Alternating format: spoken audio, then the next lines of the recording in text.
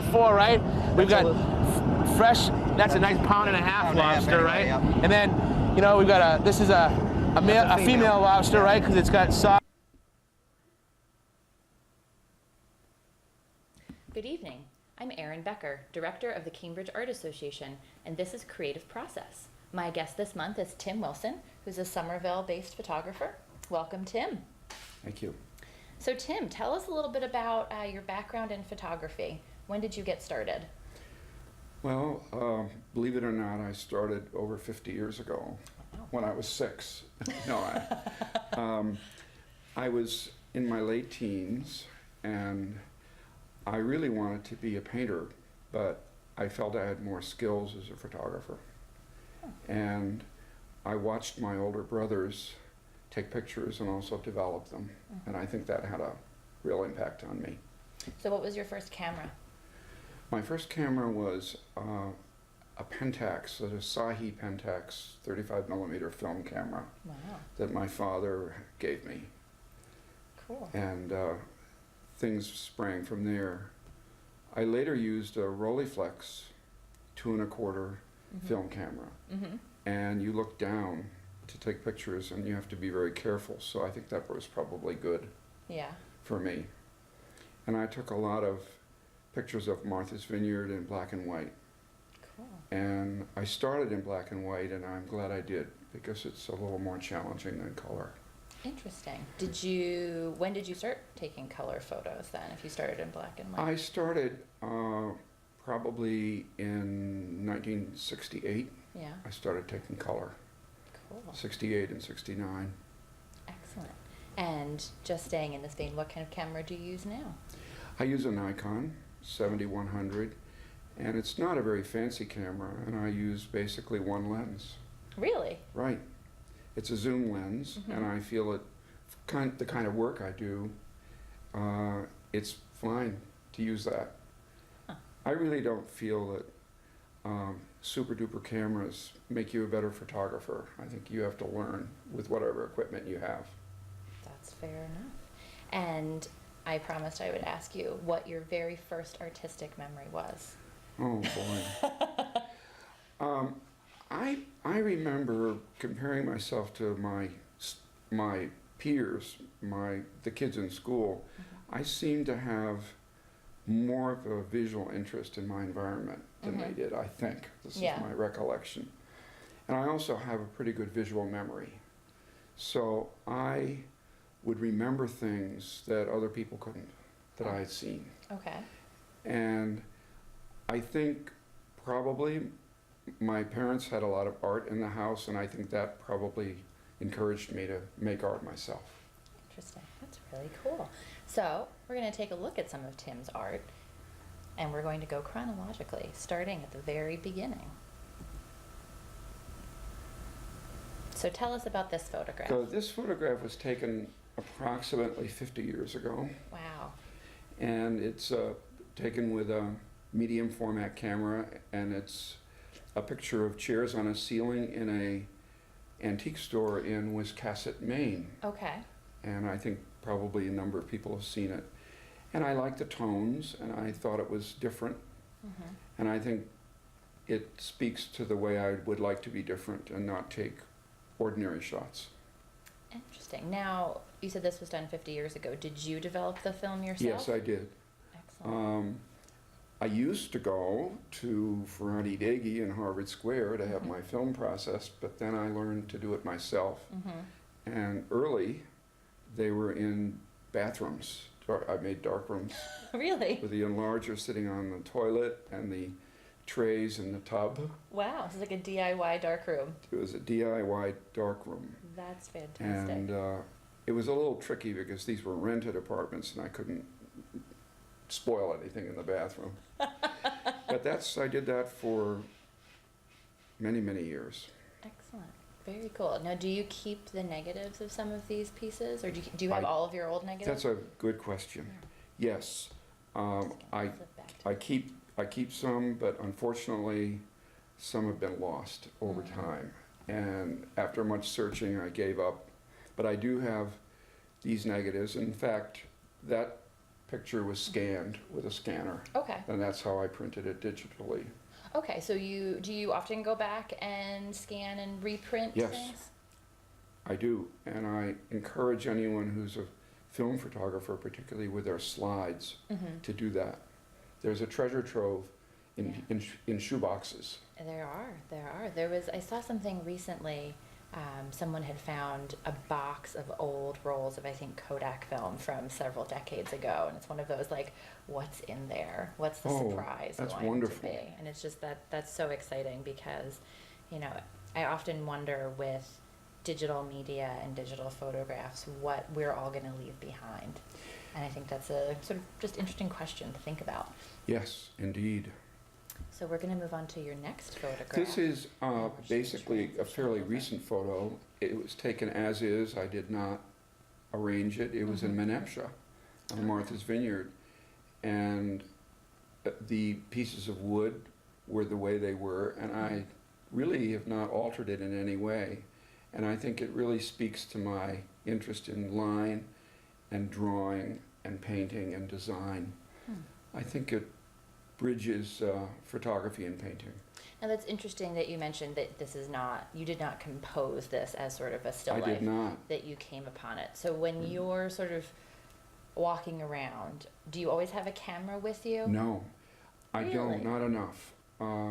There are times when I now start carrying a very small camera Mm-hmm. because I can put it in my pocket. Mm-hmm. But there are always those moments where you see wonderful scenes and you don't have your camera. Interesting. So when you're, say, walking around on the vineyard and you come across something like this, what is it about it that captures your eye? What makes you stop and say, I'm going to take a picture of that? The Just gonna arrangement, flip back. I can isolate it with my eyes. I can Mhm. see where it is, and there may be things on the sides and on the top and bottom that I don't care about. Mm-hmm. But this, I have a pretty good eye for seeing things that Do you need feel to be you're always taken. looking as an Right. artist? Kind of the constantly looking for that Absolutely. inspiration? So before, I know we have 3 more images of yours to go through, but this gets to the heart of the theme of this show is the creative process. Right. And so can you talk a little bit about your creative process, where it starts and then, where it goes from that first spark? Okay.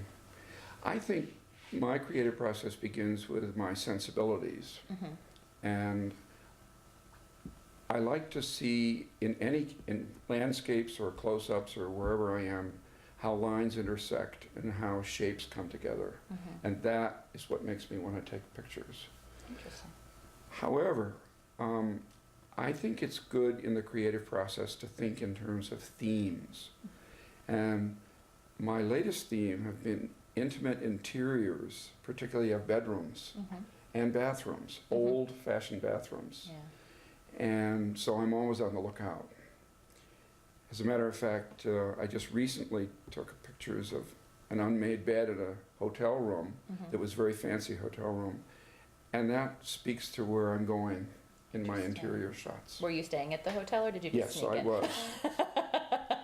I admire Astrid Reichwitz's photos very much. She's one of my heroes. Yeah, we love her work too. So the next piece of yours that we're going to show is one of my personal favorites. And before you talk about it, I want to say that what I find so amazing about this photograph, it's black and white, and we'll find out in a few moments when exactly it was taken, but it is a completely timeless beach scene. And the first time I saw it, I thought that could be 50 years ago, or that could have been 5 months ago. Well, maybe not 5 months ago here, but last summer. Yes. So tell us a little bit more about this one. This is Marconi Beach. Mm-hmm. And I'm glad you noticed that it was black and white. That's an important feature. Yeah. I do have it in color, but it's just another beach photo. Yeah. Now it becomes something very different. Yeah. I have taken pictures of Marconi Beach from high up for 15 years. Okay. Every few years. When you say high up, what do you mean? Above the stairs, Okay. on top of the cliff. Okay. And you can get one climbs down to Marconi Beach on stairs, Okay. a long staircase. Cool. So it's a wonderful advantage point for photographers. Mm-hmm. this is busy times, and I did take out some people on the edge. Oh, really? Parts of people. I prefer not to have a leg or an arm Okay, sort or of part awkwardly. of a head. I did take them out. Okay. And I find it contains it, it gives it some composition. These people are getting ready to leave the beach. It's about 4:30 in the afternoon. Okay. So they're packing up, and their enthusiasm is waning because they know they have to ride home and take all their belongings up the And their stairs. children, yeah. Oh, that's fantastic. Now, you mentioned taking people out.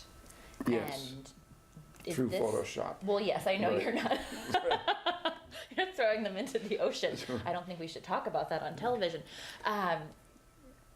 But is this a practice that you employ frequently in scenes that No, involve people? infrequently. Okay. I think that when you take a large scene like the beach photo, there are straggles and loose ends at the sides of the pictures, and I prefer not to have body parts, Yeah. arms, so I just erased them, Okay. and I left 99% of the people. Okay. I don't usually alter photos by making things disappear. Okay. I usually leave them in and crop them out if I need to. Okay. And I mean, people have been editing photos in that way for Yes. long before the digital process existed, Right. but I think that's often a question now with digital photography and with Photoshop. It's sort of a wonderful thing and then sort of an evil thing all at the same time, because sometimes the effects that you actually are able to get in nature can be easily replicated in Photoshop, and it just creates... If I could just Questions. speak to that Yeah. point for Yeah. a minute. Given my age, I straddle film and digital photography, Yeah. and the transition was not easy. Yeah. The joke is that I had to be in therapy to do the transition. At first, people who use the darkroom tend to not do anything with digital that they didn't do in the darkroom. Dodging, cropping, Yeah. and lightening and darkening. But after a while, because digital photography is so facile and there's so many adjustments, you slowly get into things that you couldn't do with a camera. But I'm really glad that I'm grounded in film photography. Yeah. And I think even high school students now are still grounded in film photography, even though they do digital, Yeah. which I think is a wonderful thing. And there will probably come a time when students don't know anything about film or photography. Yeah, which is unfortunate because I agree with you. I think it's so important to have that sense of light balance and how the mechanics of everything work, even if you can do it more easily in a computer program, to understand where the medium comes from, really. It's sort of like, you can learn how to mix your own paints. No one needs to do that anymore. Yes. But understanding how pigments interact with each Right. other and understanding, sort of time-worn processes. So, yeah. I still don't alter photographs much more than I do in the darkroom. Yeah. I don't, for instance, I don't try to consciously put paint strokes in a photograph, because if you want that, why not paint it Yeah, instead of take a picture? exactly. You mentioned before the relationship between painting and photography. I consider myself a painter with a camera. Yeah. So people often refer to my work as my paintings, and I don't mind that. That's Yeah. flattering. I love that, and I remember you talking about that at an artist talk in the past, and it really stuck with me. And then I heard other photographers speak of their work in a similar way, and it just resonated. It was one of those, like, it just makes sense, because you're creating a scene in the same way that a painter would be creating a scene. Some people say they construct photos, which I think is a good word to use, Yeah. because the word taking a photo, I think, is quite old, because when you take something away. But I think right now people build or construct photos, and they can be digital and they can be very abstract, but they are really built on an idea. Exactly. Well, I think when you say taking a photo, it's like, if I'm on vacation and I take a picture of, like, That's right. people that I'm on vacation with, that's taking a photo. But when you're creating something that's a fine You're art really piece, making a photo. You're making a photo. So the next image of yours that we're going to look at is from a series that I am quite fascinated by, of Somerville Foundations. Okay, this is a story which some people find hard to believe, but this is a small section of the foundation of the house next to me in my driveway in Somerville. And it's about 5 inches by 4 in reality, and I enlarged it. The green in the photo is algae. And I noticed it when I got out of my car. It had rained, and there was this green fuzz on the wall. Yeah. And basically, I moved the garbage cans aside, got my camera, knelt down, and took quite a few pictures. And you have quite a few different images of different Somerville Foundations. I do. Do you know roughly how many pictures you have in the series? I have about 30. Yeah. And some of them have paint on them. And I don't think, the reason why the paint is there, I have a feeling that painters cleaned their brushes.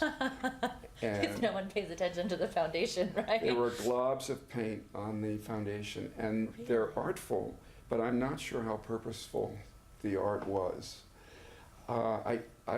And these foundations are made of stones that 100 years ago they used whatever was available. So they're different textures. What's I don't know if it's blue or black, but what's that? Is that part of the stone? That's actually a swath of paint. Okay. It's a very light blue. Oh, fantastic. And I did accentuate that a bit. There's a crack in the stone. Yeah. And basically I call it sun legend because it looks like a sun. So all the lines cooperated, the algae cooperated, the color cooperated. Wow. It's a reminder to all of us that we should pay more attention to the world around us. We could pay more attention. Actually, below the waist, if you look down, some people look on the sidewalks. It's very interesting. It's funny because in college I took an architecture class and we were always encouraged to look up. Yes. Because we don't look up often enough and you don't realize all the amazing things that are around you. But I think looking down is also part of it. Yes. And so plays into sort of the photographer's role, is that you're kind of constantly looking and documenting and finding these things that most of us wouldn't look at. And I know from having seen your series, you have found the most beautiful foundations in probably the greater Boston area. The older foundations are quite interesting. And they have decades of people doing things to them, either cleaning brushes or spilling things on them. Do you take pictures of your own house foundation? Yes, Yeah. I do. Excellent. They tend to be black, sort of volcanic rock, and there are waves and undulations in those. Cool. All right, we're going to go on. We have about 10 minutes left, so we're going to go on to the next image, which is, I've never seen this image of yours, so tell me more. This is a new one. And unfortunately, the bottom of it is a little bit cropped off, but we'll work with it. This I took in a museum in Key West, Florida, the Okay. Curry Museum. It was in an attic. I did take away the background, most of the background, and make it black. Okay. I do that to isolate what I'm trying to focus on. Okay. So there were things on the right and left of this image. I just very carefully outlined what I wanted to keep and made that portion black. It's basically a collage, and I think it's a painting. It's a painterly photograph. Yeah. And it has shapes, geometry, and textures. Cool. And what about this particular thing just kind of captured you? This looked, to me, it was very old, and perhaps because of my age, I'm very interested in old things, including people. And I left the top, there was a chair and a lamp in the background, and at first it was not there, and I decided to leave it. Interesting. So it's not particularly three-dimensional, it's fairly flat, so it is like a collage. And I purposely left it two-dimensional rather than trying to get depth through shadow and light. The way it's constructed, it almost looks like the case is sitting sort of on an easel with the bar, the bar of wood, probably the table that it was sitting on, and then that in the back, it sort of constructs a... I think you're right on. I think this is, I've never looked at it that way, but I absolutely agree. I think it looks like the bottom's the shelf of the easel, and the top is the background. Yeah. That adds to its paint, or that's an old table that was Yeah. there. That photo I took about 20 years ago, Wow. and I hadn't looked at it, and Yeah. it was one of those files that you zip by year after year, Yeah. and then I decided to work on it, So you've been taking photos for 50 years. 50 plus. How big is your archive, and where do you keep all of this Not stuff? that big. Really? It is not. I tend to get rid of pictures that I know I'm not going to work on. Really? You may keep them. When for you say get rid of, like throw away or they give go away? to they go to image heaven. Okay.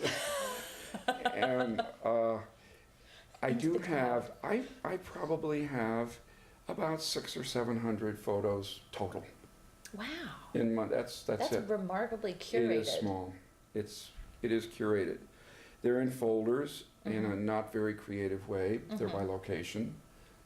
That's Cape very Cod, organized. Martha's Vineyard, Wellfleet, Provincetown. Yeah. So I do them by location, and there are people who are much more sophisticated than I am with archiving and cataloging.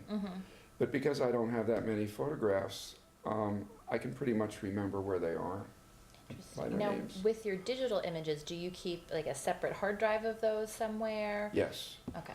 Were there to be some horrible occasion, I wouldn't want my career to disappear with that, so I have them in a couple of places. I love talking to photographers because so many photographers have the same thing of multiple different hard drives and outside of their home or outside of their studio space for the very same reason. Well, I because you don't. I have one in a closet, and I was asked, what if there's a fire? Yes. Well, there's not going to be a fire. You could put it in a metal box. I could put them in a metal box. Or you right. get a safe deposit box at the bank or something. Now there's an idea, right? There you go. We have one more image of yours to look at, and this is something that I think you mentioned the series earlier in our conversation. This is brand new. I took this picture 2 weeks ago in Puerto Rico. That's a really cool mirror. It is a cool mirror, and some photographers will notice, how did you take this picture without having your own image or the image of the camera in the photograph? How did you do that? Or is that giving away too many secrets? No, it's actually, I made the camera disappear and the tripod. It was such an interesting photo, it didn't help to have the camera and the tripod in the photo. So it was on the right, and I very carefully cloned it out with a clone tool in Photoshop. You would never guess. And one would never guess, except it is a mirror, and if you do take a picture of a mirror from that angle, you're going to see yourself or the camera. This is a hotel room, and I thought the mirror was so elaborate. It's an over-the-top. It's ridiculous, and I love it. It is ridiculous, but it's so ridiculous that I thought it was worth capturing, particularly with the heavy bedposts that kind of dominate. That's the first time anyone has seen this. People in Cambridge now watching TV will see it. Well, so I'm excited that we get to be the first. This is the first public exposure. So is this the beginning of this series, or This is part of does it the have intimate friends? bedroom series. Okay. Right. Excellent. And I refer to Astrid Reichwitz, who took a series of photos that really inspired me. And also, she framed them in shadow boxes. And they had no mat. And I've begun to do that myself with my table saw in the basement. Excellent. Well, I look forward to seeing more of those. That's one of the most exciting things about my job, is getting to see sort of the beginnings of things and then where they go. We have just about 2 minutes left. So do you have any upcoming shows this summer or places where people can see your artwork? I have a piece in the Danforth Museum Excellent. show that's coming up soon. I'm Congratulations. not sure of the exact date. I think it opens on June 5th. Right. And there is a number of Cambridge Art Association members who have photos in that show. Yeah. And that's a wonderful show to get into because it gets very wide viewing. Mhm. Curators and art critics visit Mhm. and go to the reception. Mm-hmm. I also am waiting for a number of other shows to see if I got in. Awesome. And, one submits and then you wait maybe a month or Mhm. more Or to find longer. out. Yeah. And I have a couple of pictures in the Maud Morgan Faye Chandler Gallery Oh, really? in Cambridge. Cool. I think that may be just over, Okay. right? Excellent. And do you have a website if I do. people wanted to visit and see some of your different series of It's work? just timothywilsonphotographs.com. You should definitely go and visit Tim's website. And you should also visit cambridgeart.org to see upcoming shows that are happening in Cambridge. We're located in West Cambridge, right near Harvard Square. And until next month, thank you for watching Creative Process, and thank you, Tim. You're very welcome.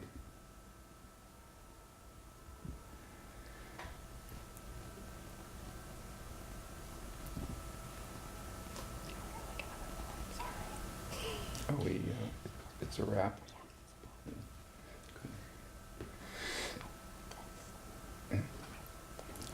You do? I'm glad. I value your opinion, so I